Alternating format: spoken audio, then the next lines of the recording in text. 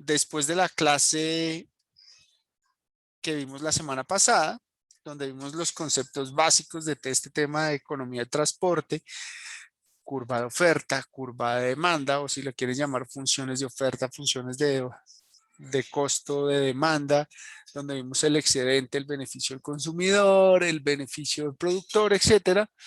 Entramos al tema de externalidades de transporte. Ya saben, me pueden interrumpir cuando ustedes lo consideren. Entonces vamos a definir rápidamente qué es esa vaina de las externalidades.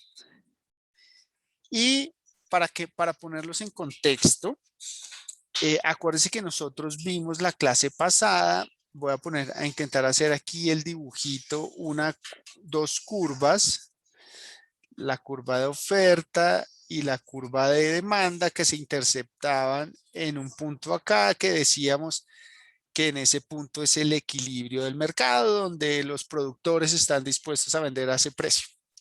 Palabras más, palabras menos. Eso es lo que hablábamos en la semana pasada, era un mercado donde solo habían esos compradores y esos productores. Es un mercado que no tenía externalidades, no sé si se acuerda. ¿Por qué? Porque esas externalidades pasan en un mercado cuando la acción de comprar y producir ese bien está afectando a personas diferentes, a terceros que no están participando directamente en dicho mercado. No sé si quedó claro. Esa primera definición. Ustedes me dirán. Sí, profesor. Bien. Si alguien no lo Sí, tiene profe. claro, me dice, por favor. Entonces, esas externalidades hacen que esos beneficios que vimos dependan de otras cosas que van más allá del beneficio del consumidor y del beneficio del productor, que son los compradores y los productores, ¿vale? Y como yo para producir un bien o yo para comprar ese bien no estoy teniendo en cuenta esos efectos a terceros, es decir, esos precios de compra o esos costos de producción no están teniendo en cuenta esos efectos a terceros, pues el mercado no está teniendo en cuenta eh, eh, esos costos adicionales o esos beneficios adicionales, y esos son algo que se llama o que es como un efecto secundario de operar en ese mercado. ¿De acuerdo? Entonces, esas son las externalidades. Pueden haber externalidades positivas, es decir, un beneficio adicional sobre algún tercero que no participe en el mercado. Les puedo poner un ejemplo en transporte. Imagínense que ustedes fueran o hubiesen sido los dueños del terreno que quedaba alrededor del portal de la 80 de Transmilenio hace 20 años. Hace 20 años, o el portal de Suba hace 20 años, ese terreno eran cultivos de flores, por ejemplo, en el caso de Suba.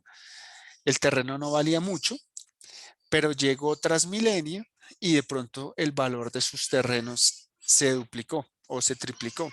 Eso es una externalidad positiva para ustedes, dueños del terreno, eh, dado por un proyecto público, ¿vale? De una forma es para ilustrar el ejemplo. O sea, una decisión del gobierno de hacer Transmilenio benefició a un tercero que fueron ustedes dueños de los terrenos que no tenían nada que ver, ni tomaron decisiones, ni esperaban nada. ¿De acuerdo? Eso es una externalidad. Pero demos un pasito atrás para empezar a ver cómo clasifico esos costos y beneficios, ¿de acuerdo? Del transporte. Entonces, como vimos, tenemos unos costos internos y unos costos externos. Los costos internos son los costos que están directamente relacionados con la operación del sistema de transporte. ¿Qué se les ocurre como un costo interno que esté directamente relacionado por operar o construir un sistema de transporte? El sueldo del de la taquilla. Por ejemplo, ¿sí? ¿Alguien más? Mantenimiento, María Valeria, muy bien. ¿Alguien más?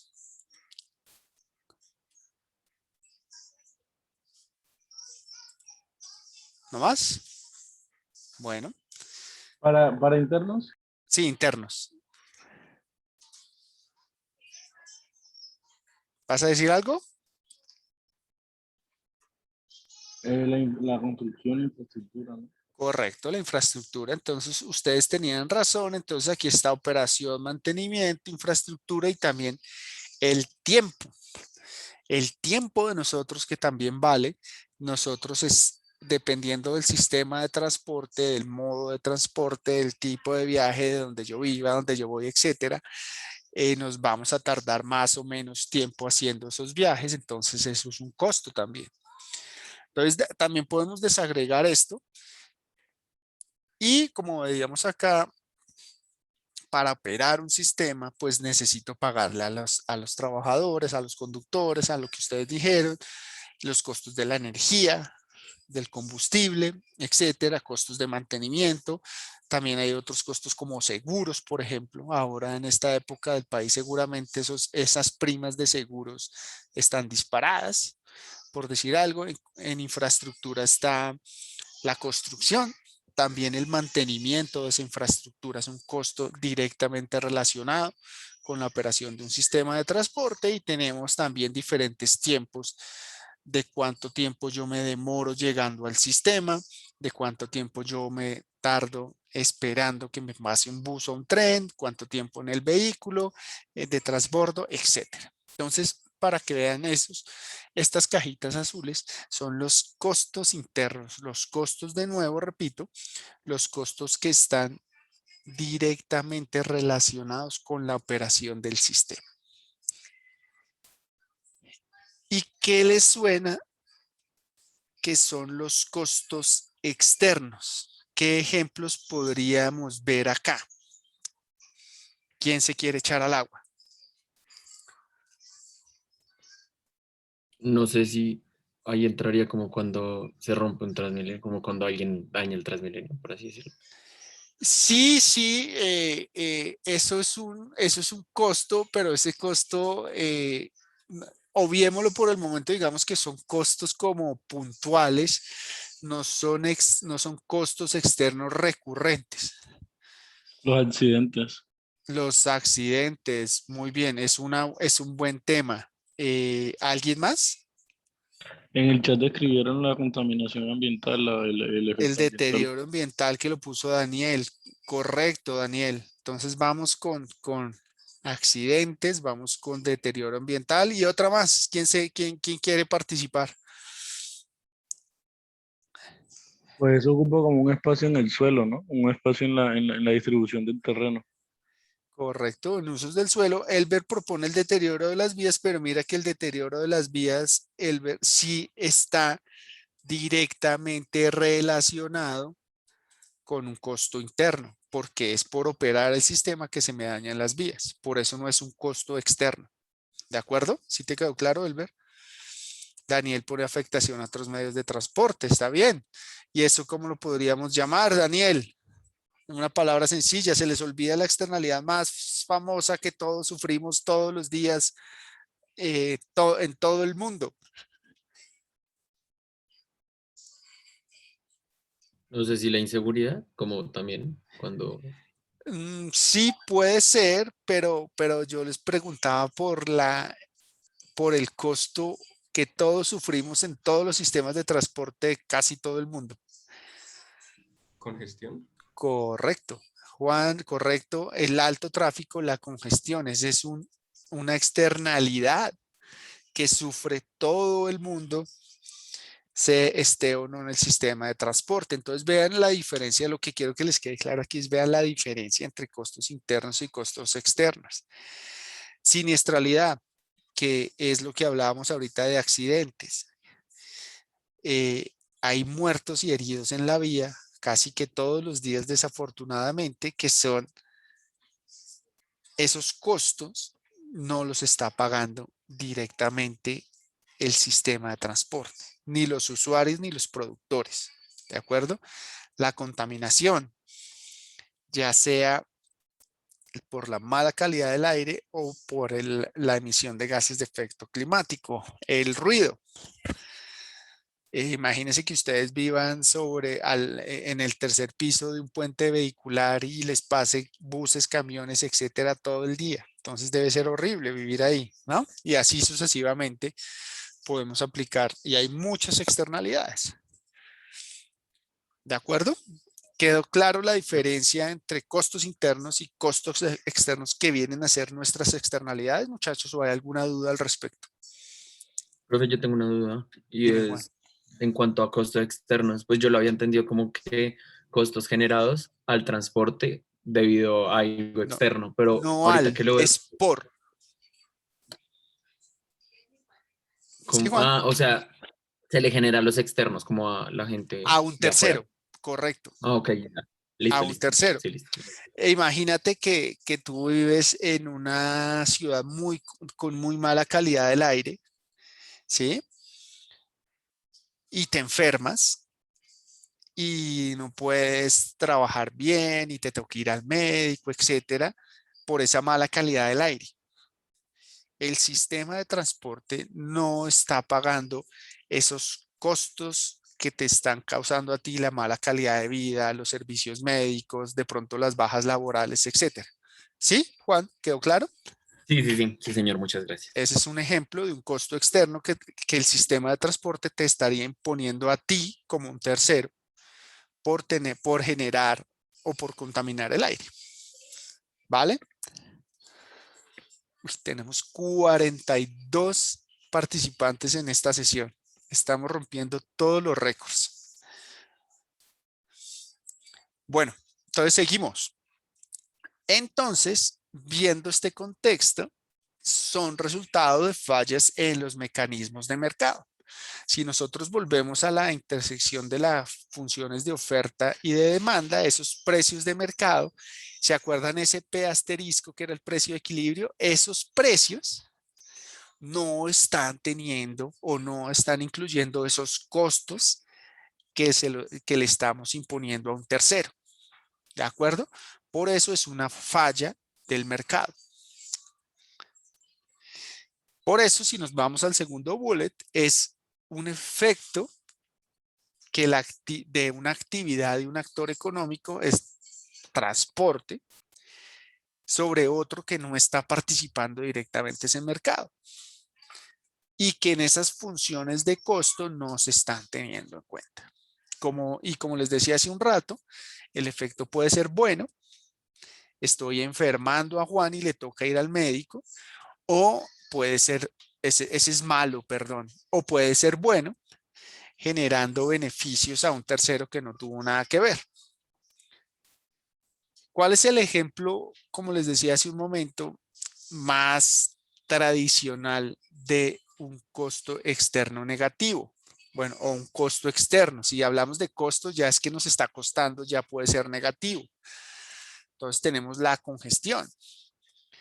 ¿Qué pasa con la congestión? Acuérdense, como hemos visto antes en el curso, si yo tengo mi carro y estoy en la casa y tomo la decisión de hacer un viaje en mi carro, yo al tomar la decisión y sacar mi carro, al meterlo a la calle, inmediatamente le estoy causando unas demoras adicionales a quienes ya están usando la calle. ¿Sí me explico? Cada uno de nosotros al tomar esa decisión le está causando una demora adicional a quien ya está usando la calle. ¿Sí quedó claro, muchachos? Sí, profe. Vale.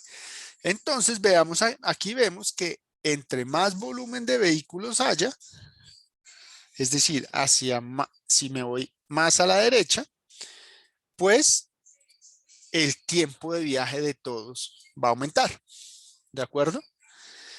¿Y qué estamos pagando nosotros cuando tomamos esa decisión de usar el carro? No discutamos por ahora que yo tengo derecho, etcétera, etcétera. No es el tema, sino que les quiero describir cómo es la externalidad de la congestión. Al yo tomar la decisión de usar mi carro, yo estoy pagando el impuesto de rodamiento, yo estoy pagando la gasolina, yo estoy pagando la cuota, yo estoy pagando el parqueadero, etcétera. Pero yo no estoy pagando por la congestión que estoy causando. Yo no estoy pagando por la emisión de esos gases contaminantes que está haciendo mi vehículo. Yo no estoy pagando por el ruido que está generando ese carro.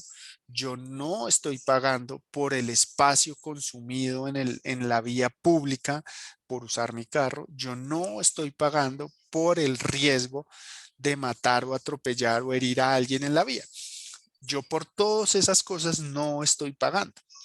Entonces, lo que yo estoy pagando es un costo promedio individual cuando deberíamos cobrarle el costo marginal social. ¿Cuál es la diferencia? Acuérdense que esa curva de oferta está reflejando los costos de producir mi viaje. En este ejemplo particular, mi costo de producir mi viaje es gasolina, cuota del carro, parqueadero y mi tiempo puede ser. El costo marginal social, además de tener esos costos en cuenta, también incluye todos esos potenciales costos que le estoy causando a la sociedad, como mayor tiempo de los demás, el riesgo de atropellar a alguien, las emisiones de mi carro, el uso del espacio, etcétera. Ese costo marginal social es lo que incluye todos esos elementos que no se están cobrando. ¿Sí? ¿O hay alguna duda, comentario al respecto? ¿Todo está claro? Profe, y para calcularlo, o sea, Complicado. Buena pregunta, Andrés. Complicado. Ahorita vamos a ver algunos ejemplos, ¿vale? Y los podemos discutir ahí. ¿Te parece, Andrés? sí, profe. Vale. Entonces, en transporte, para producir viajes, nosotros utilizamos diferentes insumos, como vemos ahí, vehículos, trenes, buses, bicis, zapatos, carros, etcétera. Necesitamos el espacio, para algunos más que otros, combustibles, energía eléctrica, los conductores y sobre todo nuestro tiempo que es, nuestro tiempo vale, ¿de acuerdo? Algunas personas, eso es un valor muy subjetivo y vamos a ver ahorita algunos ejemplos, nuestro tiempo vale, pero hay unas personas que valoran más otras cosas que el dinero, como vimos anteriormente en modelación de transporte. Entonces, típicamente para un viaje, las externalidades negativas son la congestión, que espero que haya quedado clara, la contaminación y la siniestralidad. En el mundillo ya no se llama, aquí hago un paréntesis, en el mundillo ya no se habla tanto de accidentes de tráfico porque la palabra accidente implica que algo no se puede evitar. Se le cambió a siniestro porque hay un marco teórico que dice que todo accidente o todo siniestro en la vía puede ser evitable. Que el peatón se me atropelló y lo maté, pues si hubiera ido a una velocidad bajita, seguramente no lo hubiera matado. ¿De acuerdo? Que este señor iba borracho y se mató en el carro. Pues primero, si no hubiera ido borracho y si no hubiera ido a altas velocidades y si el carro hubiera tenido unos sistemas de protección adecuados, seguramente no se hubiera matado. Entonces, por eso hablamos de que todo eso es evitable. Entonces, ya no se habla de accidentes, sino que se habla de siniestros. ¿De acuerdo? Pero esas tres son las externalidades negativas típicas en un entorno urbano. Y aquí vean, por ejemplo, las externalidades promedio en la Unión Europea en el año 2019. No tengámoslo desde el año 2020 porque son absolutamente atípicas por la pandemia. Pero vean, ¿qué es lo que más pesa? Hacia ojo, en la grafiquita de la izquierda. Los siniestros y la congestión. Correcto, que esto es todo debido y aquí empatamos con el pie de la derecha. Vean del transporte en general global, global de la Unión Europea, la carretera es de lejos el sector o el subsector que más o que más costos está imponiendo a la sociedad. ¿De acuerdo? Entonces, ¿y eso en qué se traduce? En muertos, heridos y en tiempo perdido. ¿De acuerdo? Si nosotros hacemos una desagregación un poquito mayor, aquí vemos, por ejemplo, y aquí entramos a ver Andrés, perdón, cómo podemos estimar estas cosas. Estos son céntimos de euros por pasajero kilómetro. Vean, estos motos, de una vez les digo, estos son motos, por si se lo preguntaban. Entonces vemos en este dato, que es muy interesante, de todo el sistema de transporte, que los carros producen costos externos de alrededor de 8 céntimos de euros por pasajero kilómetro, sin congestión. Y si hay congestión, le tenemos que sumar 4 céntimos de euros. Si nos vamos al transporte ferroviario, al rail, ¿sí? Los costos medios de transporte ferroviario de viajeros son solamente 3 céntimos de euro por kilómetro, casi 3 veces más bajos que los costos del sector de carretera. ¿Vale? Aquí en el tren hay una mezcla porque hay trenes eléctricos y también están los trenes diésel. Entonces,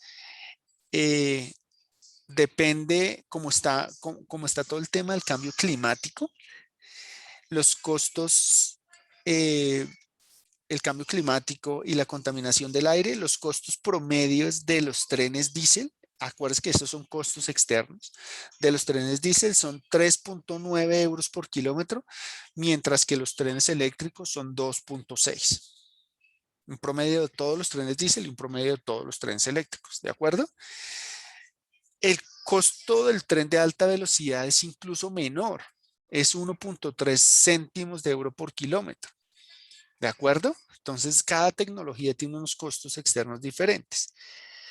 Otra razón de esta diferencia, aparte de los factores de emisión, por supuesto, es que en Europa al menos, los trenes diésel mueven muchas menos personas que los trenes eléctricos. Entonces, yo hacer esos promedios por pasajero movido, pues va a ser mucho más eficiente un tren eléctrico. Pero si nos centramos en las motos en Europa, y eso que en Europa no hay tantas motos como en el sudeste asiático, por ejemplo, o en nuestro país. Para que tengan una idea, en Colombia hay muchas más motos que carros. Las motocicletas causan, pero de lejos, los costos externos promedio por pasajero kilómetro más altos. ¿Y a qué se debe principalmente?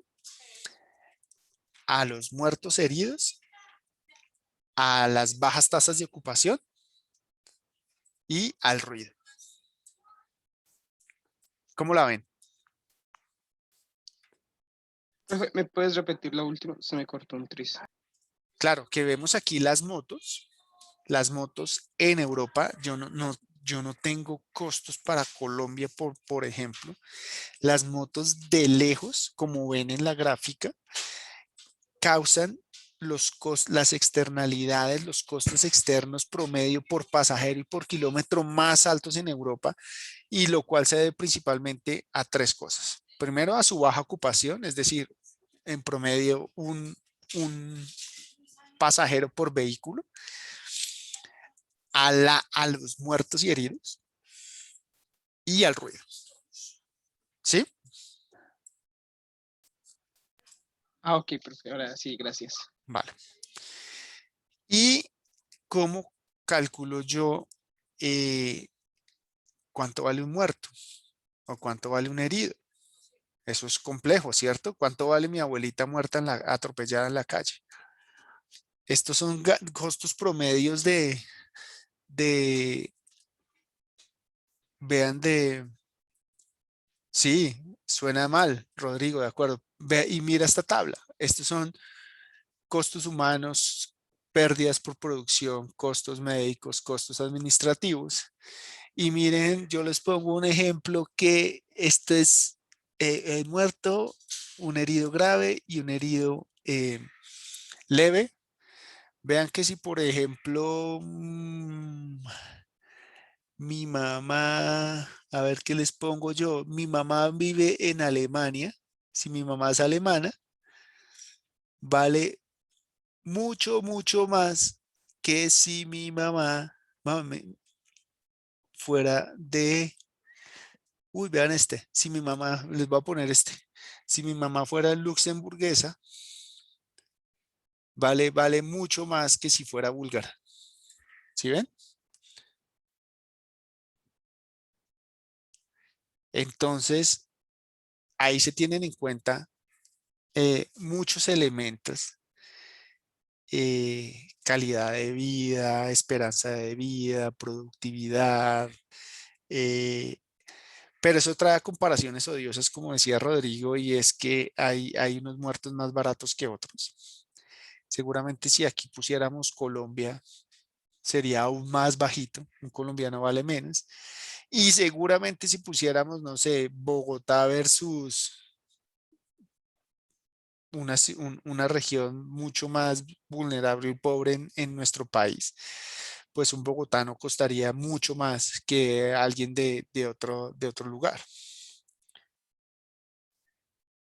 Entonces, hay diferentes formas de calcular esto, por supuesto, ¿no? Pero esa es una forma como, por ejemplo, se calculan los costos por muertos y heridos en el transporte. Y esto es una Profe, externalidad. Dime. una pregunta que siempre he tenido. Si, no sé, supongamos que yo voy en Transmilenio y algo le pasa al Transmilenio y a mí me pasa algo, ¿hay como un seguro que pague lo que a mí me pasó dentro del Transmilenio? Sí, hay unos seguros, pero no tengo claro la cobertura. Seguramente te van a pagar la atención médica básica, pero más allá sí, ahí me corchas. Pero sí hay unos seguros. En los taxis no lo sé. Puede que algunos taxis estén asegurados y otros no. Ahí tampoco sabría decirlo. En los carros, por eso es obligatorio tener el SOAT. El SOAT cubre eh, la atención básica eh, de cualquier siniestro. Por eso es obligatorio tener el SOAT, porque ya si hablamos de responsabilidad civil, las pólizas de un carro, de una moto, eso casi nadie tiene en Colombia. Incluso hay muchos lugares en Colombia donde se circula sin SOAT, particularmente motos. Entonces eso tiene unos problemas grandes porque llegan al sistema de salud sin aseguramiento, entonces ahí se vuelve, imagínense cómo empieza a crecer problema tras problema, ¿no? Gente que maneja sin licencia, etcétera. Es bien, bien complejo ese problema en Colombia. ¿Vale? Ángel, pero entonces hay una cosa, lo que se estaba diciendo de que las motos y bueno, y los carros y eso no pagan por los costos externos como los siniestros y eso, pues entonces ahí no sería la forma de pagar por eso, porque pues suponiendo que todos andan con SOAT, sino con un seguro adicional de carro, pues entonces no estarían pagando por eso. No, Daniel, porque eso es un seguro. Eso es un seguro que primero no cubre todos esos costos sociales, ese costo marginal social que yo estoy causándole a la sociedad. eh, no es suficiente primero y es un seguro que va a las compañías de seguro, no ha aplicado. Si yo estuviera pagando por esos costos sociales adicionales, se lo estaría pagando al gobierno, por ejemplo, y ahí el punto es que ese dinero recaudado por esas externalidades negativas podría invertirse en mejorar nuestro sistema de transporte para tratar de mitigar esos costos sociales. ¿Sí me explico? Daniel. Ok, sí, ¿y cómo se mitigaría el costo, digamos, de eso sin perjudicar lo que ya está? O sea, no, ¿A el qué te problema es que la refieres gente va con muy rápido, entonces perjudicar? bajamos la velocidad, ¿sí? ¿A qué te Pues es refieres con que la perjudicar a idea los que ya no están? es eliminar un sistema de transporte, como De pues, acuerdo, si de acuerdo. tenemos una vía a la que se va a tal velocidad y mueve tantos carros al día, pues si vamos a velocidad ya no mueve tantos carros al día. Entonces, ¿cómo sería una forma fuera de la solución típica y a la que van todos los alcaldes de bajar la velocidad, pues de que no haya ningún problema ahí externo? ¿A qué te refieres con problema externo? Es que quiero entender bien cuál es tu pregunta para responderte de la mejor manera posible. Es, digamos, lo que pasa del caso de lo que decía Peñalosa y bueno, lo que dicen para poner los límites de velocidad de 50 kilómetros por hora. Y es que pues el carro va ahí y en el estudio de 4 años que hicieron en promedio en esa zona murieron 4 personas o algo así al año. Yo no sé cuánto fue la cifra, pero había unas así. Ajá. Entonces, pues sí, para evitar que la persona, si alguien va en el carro, la persona se atravesó porque se atravesó, yo no sé, estaba borracha, drogada, solo quiso colarse entre... Pero pues ahí alguien se lo llevó porque iba a 60, si va a 50 la persona sobrevive, si va a 60 se muere, pero pues cómo se puede permanecer, pues que las vías se puedan usar a la velocidad que le sirve al transporte vehicular, manteniendo la seguridad de los peatones en caso de que, pues, para que no suceda ese evento Oh, desafortunado. ok, ya te entendí. Bueno, el primer punto es lo que te decía de este tema de visión cero y es que, como tú decías, ya sea que el peatón vaya borracho, drogado, etcétera, que cruzó mal, por decir algo, que ese error no sea castigado con la muerte. Ese es el primer punto. Segundo, cada vez más ciudades, si tú bajas el límite máximo de velocidad, no sé, de 60 a 80, no estás teniendo impactos significativos en los tiempos de viaje, especialmente en una ciudad. ¿De acuerdo? Para que tengas una idea, por ejemplo, en todas las ciudades españolas acaban de bajar el límite a 30 kilómetros por hora en la mayoría de las zonas urbanas. Pero el punto aquí es que tú bajas, ahí no estás perjudicando ningún modo de transporte. No, esos cambios de velocidad, de nuevo para vías urbanas, ya no estoy, y ojo que no estoy hablando de las autopistas urbanas, porque esas infraestructuras para las ciudades cada vez se hacen menos. Acuérdense cuando vimos al principio del curso que incluso en varias ciudades esas autopistas urbanas se están destruyendo. ¿De acuerdo? Para devolver la ciudad a las personas. Aquí no estoy perjudicando en gran medida a muchas personas y sí estoy dándole beneficios a muchísimas más. ¿En qué? El bajar la velocidad, menor riesgo de muertes, menores emisiones al aire, ¿sí? Una ciudad más amable para las personas donde cruzar una calle no significa un riesgo de muerte. ¿Sí, Daniel? Sí, eso para las vías urbanas, pues buenísimo, pero Estamos pues hasta hablando las de vías ciudades urbanas. Estamos hablando de ciudad. dices, pues no, yo estoy hablando de no, yo estoy hablando de vías arterias de la ciudad. Por ejemplo, la 30 acá, la autopista norte, la carrera séptima, que pues es una vía arteria, por más que sea chiquita en comparación con otras del mundo. Esas vías, no las de barrio, que pues ahí sí No, de tiene acuerdo. sentido. La lógica es En, proteger al peatón, sobre todo. en las que tú hablas, 68, Boyacá, autopista séptima, también tiene mucho sentido. Es más, es donde más tiene sentido porque es donde más ocurren, donde más se mueren las personas, por ejemplo. ¿Sí? Tú por ir a 80 versus ir a 50, no te vas en un viaje típico en carro en Bogotá, que son entre 5 y 8 kilómetros. La diferencia del tiempo de viaje es muy poquita, es muy poquita. Te invito a que calcules entre 80 kilómetros por hora y 50 kilómetros por hora en 8 kilómetros de viaje, ¿cuánto te da diferencia de tiempo? A 50 y a 80. ¿Vale? Y hay otra cosa importante, es que esa medida muchos de ustedes estarán pensando, pero ojalá fuéramos a 50 en las vías. ¿Quién puede usar el carro? De acuerdo, ojalá. La velocidad promedio en esos corredores en un día típico, sin pandemia, sin protestas, etcétera, es mucho menos. Puede llegar a ser 10 kilómetros por hora, 14 kilómetros por hora. Esas restricciones de velocidad están pensadas principalmente para horas, por ejemplo, horas valle, horas en la noche, donde están desocupadas y la gente va mucho más rápido y es donde ocurren, si ustedes se dan cuenta, esos siniestros donde el carro sale volando y se le mete al otro por detrás y se mueren 4 personas o se caen al caño de la 30, eso pasa particularmente es por la noche. Entonces, esas medidas están orientadas principalmente para limitar esos altos niveles de velocidad. Porque si nos vamos un día cualquiera, de nuevo prepandemia, sin protestas, a la autopista norte o a la carrera 30, pues no se anda a 50, se anda mucho menos, ¿cierto? Correcto, Andrés, lo que dices en el chat es correcto. Entonces, ojo que esto siempre tiene que ir acompañado de un paquete de medidas. No es solo una cosa y esperar que con solo una cosa vamos a mejorar todo. ¿De acuerdo?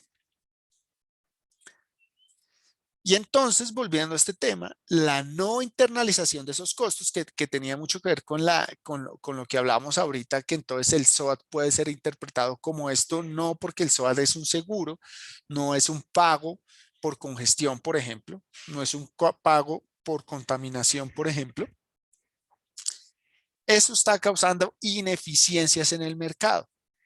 ¿Qué significa que haya una ineficiencia en el mercado? Que yo al producir un bien o al usar o al disfrutar de ese bien, sea comprador o consumidor, perdón, productor o consumidor, estoy llevando a generar costos importantes en esas externalidades. ¿De acuerdo? Imagínate, Andrés, que yo tengo un carro viejo, que sí, yo tengo un carro viejo porque no tengo dinero, porque es el carrito que tengo hace 30 años, etcétera. Ahí hay un problema importante que es mi medio de vida, etcétera, que es verdad, pero lo que yo les quiero ilustrar es el ejemplo de la externalidad. Entonces, cuando yo uso ese carrito viejo, estoy contaminando mucho más, estoy emitiendo gases de efecto invernadero, estoy emitiendo contaminantes que están afectando la salud de muchas otras personas. Y yo no estoy pagando por esa externalidad. Ese es el concepto de externalidad. Entonces, si yo no estoy pagando por contaminación, por ejemplo, me lleva a que haya ineficiencia en esos mercados. Yo estoy usando mi carro y estoy en este punto. Como les decía, yo estoy pagando gasolina, parqueadero, etcétera, ¿sí? Pero lo que yo estoy causando, lo que yo verdaderamente estoy causando, es esta diferencia es el costo externo. Solo por poner el ejemplo de la contaminación. Yo estoy generando unos costos a la sociedad que vienen definidos por la curva del costo marginal social.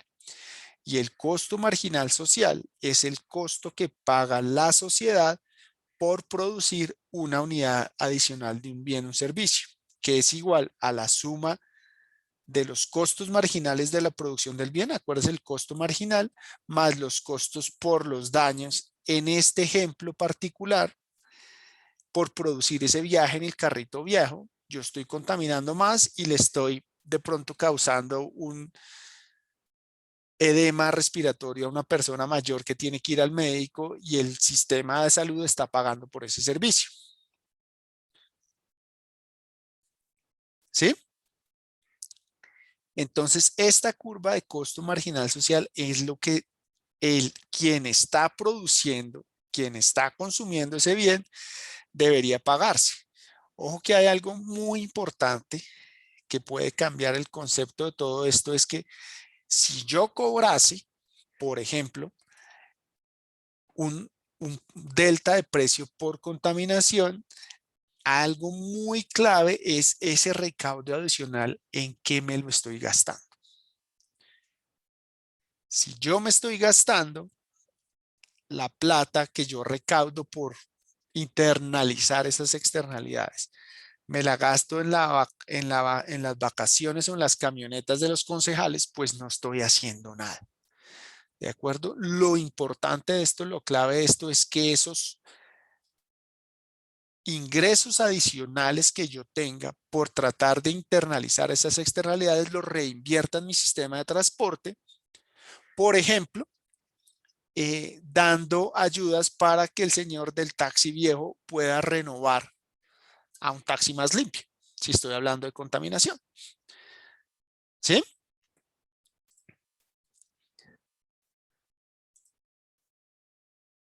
Y entonces en este caso, vean que al yo tener el costo marginal, la curva, si yo cobrase el costo marginal social, vean que yo ya tengo un precio diferente. Paso de este precio a este precio. Entonces, ¿qué hago? Ya usar el carro me cuesta un poquito más porque vean que paso del P asterisco al P comita, al P primo. ¿Y qué hace? Pues aquí esa cantidad de viajes producidos en carro, pues también van a disminuir. Y lo que estoy haciendo en la práctica es coger esa función de oferta y la estoy moviendo ahí arriba. Para llegar a un nuevo equilibrio en mi mercado donde sí estoy teniendo en cuenta los costos externos. En este ejemplo que nos fuimos por ahí, el costo por contaminar. ¿Cómo la vieron? Profe, yo no entendí, fue la parte cuando desplazaste la curva de oferta. Digo que sí, ok. Si yo estaba, mira que yo antes estaba en X y quiero pasar a bolita, ¿cierto? Es que son dos equilibrios, uno teniendo en cuenta los costos externos y otro no.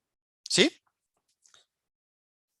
Sí, sí, señor. Al yo internalizar el costo externo, que en este ejemplo que estamos hablando es cobrar por contaminar, en la práctica lo que estoy haciendo es cogiendo esa oferta y moviéndola para que sea igual a mi costo marginal social. Pero gráficamente hablando, la oferta no mantendría la misma curva, ¿verdad? Pese a que, pues moviéndola. La misma forma de la curva, dices tú. Sí, sí, señor. Puede que cambie la forma porque acuérdate que la oferta es una función de costos. Entonces, si a esa función de costos yo le agrego más costo por contaminar, puede que me cambie, pero la idea es que yo la llevo hasta el nuevo equilibrio para que al nuevo precio, obviamente, si el precio sube, se van a consumir menos unidades de ese bien. ¿Sí? Sí, sí, señor, sí, ya. ¿Más Gracias. dudas, muchachos?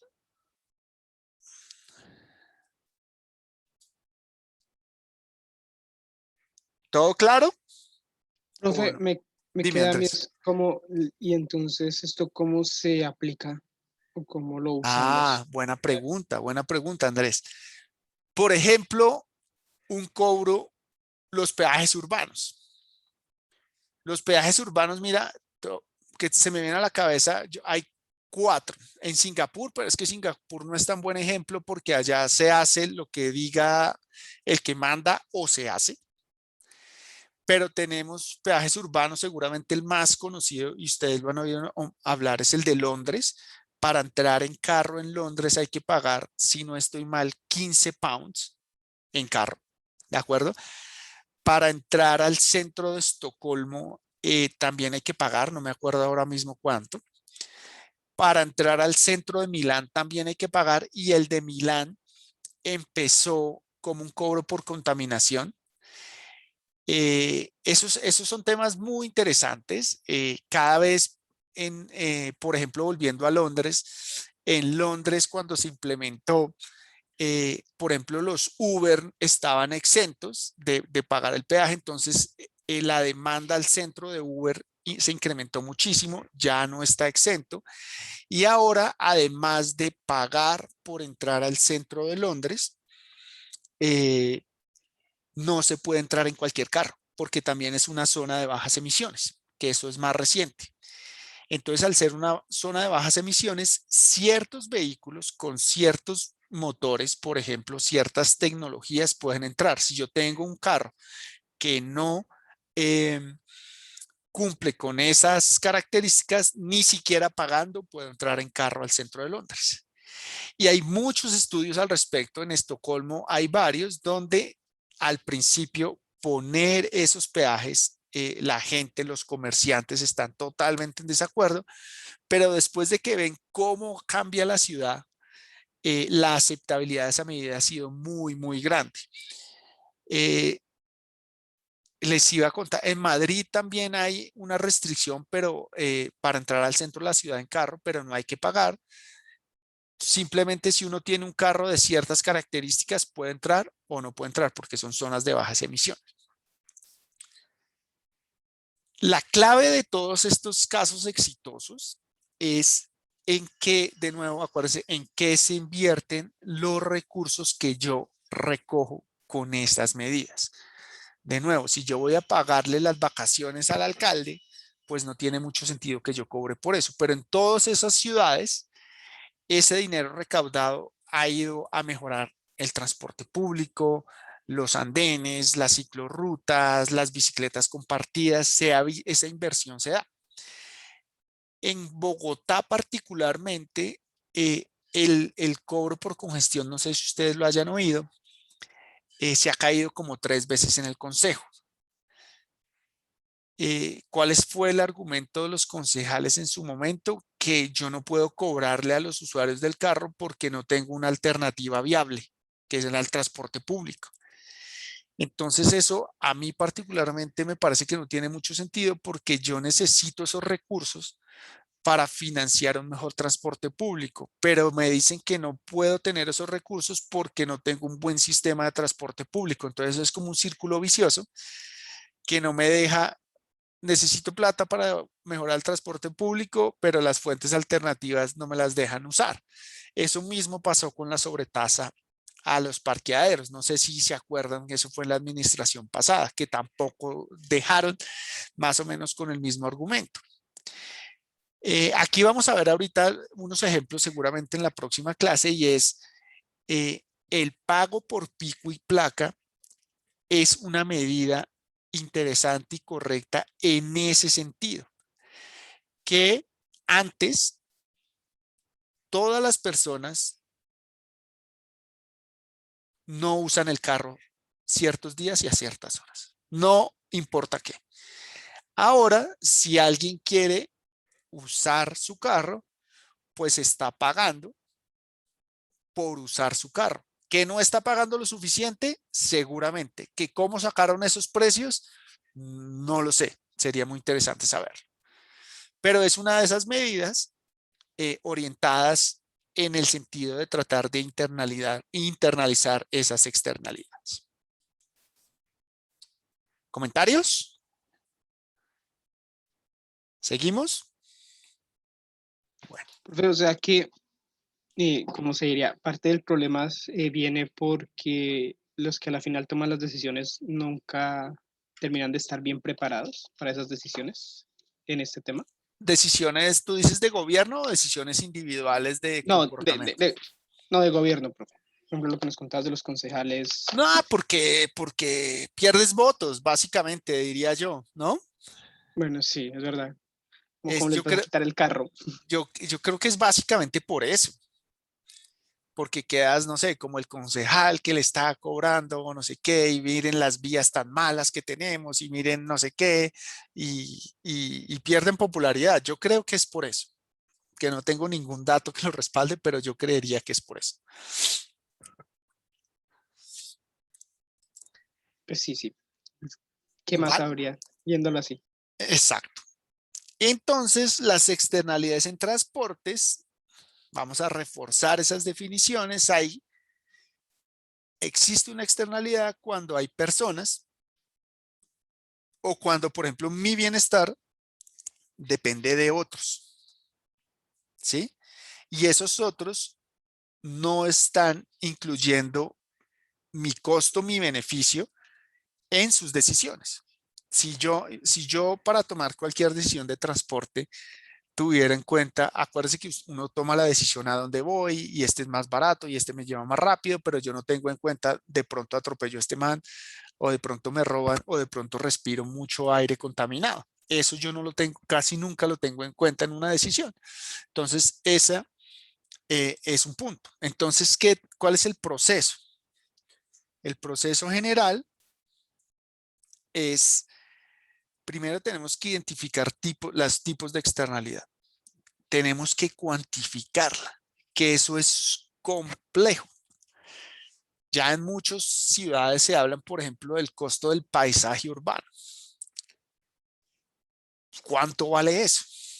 Difícil, ¿cierto? ¿Cuánto vale?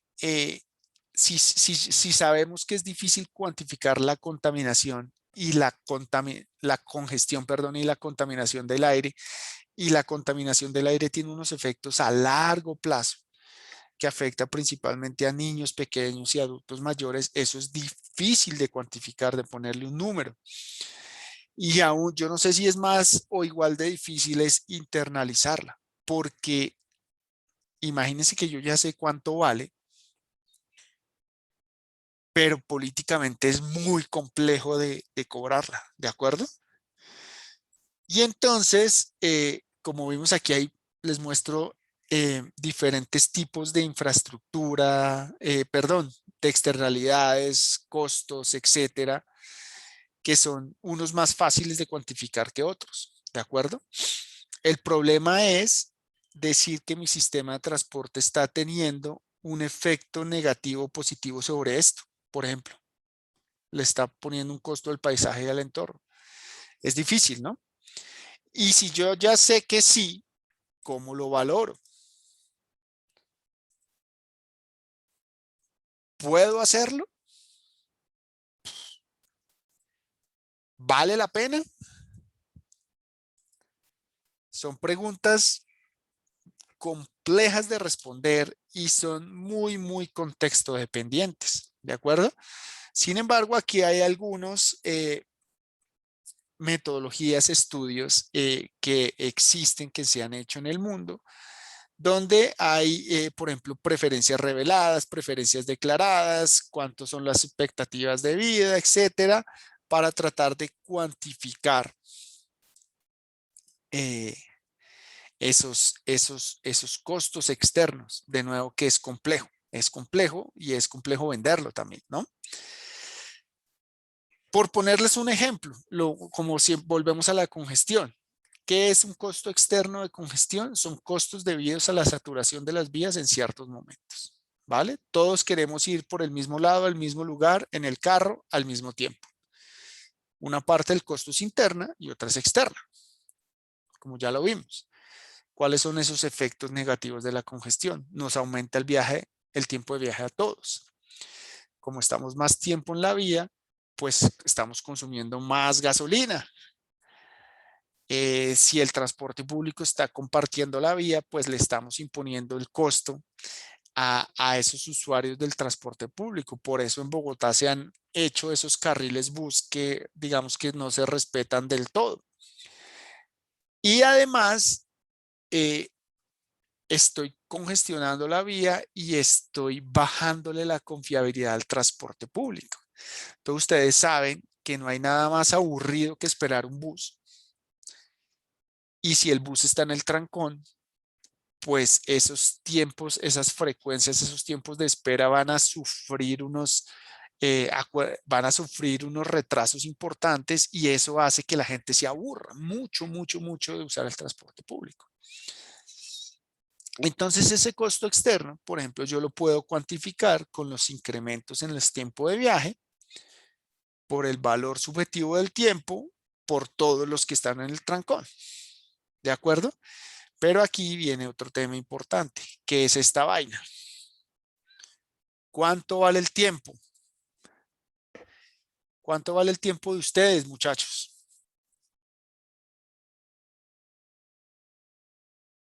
Pues ahí volveríamos a lo que una gente lo valora de otra forma y otra gente, pues no. Correcto. ¿Cuánto vale tu tiempo? ¿Cuánto vale una hora tuya, Juan? Pues, pues si no tengo nada que hacer, pues muy poquito. ¿Cuánto? No, no sé, profe. Y si estás muy ocupado, ¿cuánto vale tu tiempo? Demasiado. Ok. Es difícil también, ¿no? Para eso se ha estudiado, eso sí se ha estudiado en Bogotá. Eh, Generalmente se hace con preferencias declaradas, eso no lo vemos en este curso, pero una preferencia declarada es, se le pregunta escenarios hipotéticos a las personas sobre, por ejemplo, si hubiese metro y usted lo pudiera coger y se pudiera ahorrar 20 minutos, ¿cuánto estaría dispuesto a pagar? Algo así. Nosotros tenemos ahorita un artículo que ya casi sale publicado donde vean que estos son pesos por minuto. Aquí tenemos gente que vive en estratos 1, 2, 3 y 4 y 5 y 6. Se agruparon por esos tres niveles y vean que el valor subjetivo del tiempo, en inglés ustedes lo van a encontrar con VOT, B o V o T. Vean que si yo hago algo, como decía ahorita Juan, si está muy ocupado, el valor subjetivo del tiempo es más alto. Si yo uso transporte privado, mi tiempo es aún más alto. En cambio, si yo ni estudio ni trabajo, mi valor subjetivo del tiempo es más bajo. Paralelamente, si yo vivo en una zona de estrato más alto, mi valor del tiempo también es mayor. Y esto de alguna forma justifica, por ejemplo, la compra de vehículos privados, porque yo le estoy dando un valor a mi tiempo muy alto y no estoy dispuesto a perder un bien tan escaso y tan caro en un sistema de transporte público que tal vez no satisface mis necesidades. Esto, por ejemplo, también antes de que tuviéramos el sistema integrado de transporte, ustedes saben que ahora con la tarjeta Tu Llave, si yo tengo la tarjeta personalizada, puedo hacer transbordos sin que me cobren tarifa plena. Depende si yo voy de azul a rojo, si me cobran esos 200 pesos de más. Pero si no tuviera tarjeta personalizada, me cobran tarifa plena. Antes de eso, por ejemplo, las personas de menores recursos preferían tardarse 3 horas en un mismo servicio de bus que, por ejemplo, hacer un intercambio y volver a pagar, así ese intercambio fuera la mitad del tiempo. ¿Por qué creen que pasaba eso? O no sé si me entendieron. No iban a Vale pagar. más la plata que el tiempo para ellos. Correcto, Jesús. Las personas más vulnerables, de menores recursos, valoraban mucho más la plata, esos 1.500 pesos en esa época, que su tiempo, porque con 1.500 pesos podían hacer una comida, por ejemplo. Entonces prefería gastarse mucho más tiempo que plata.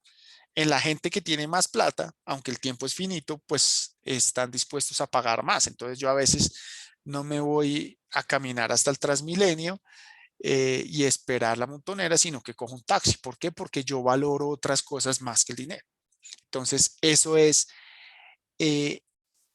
sí, es más o menos, Jesús, algo de costo-oportunidad.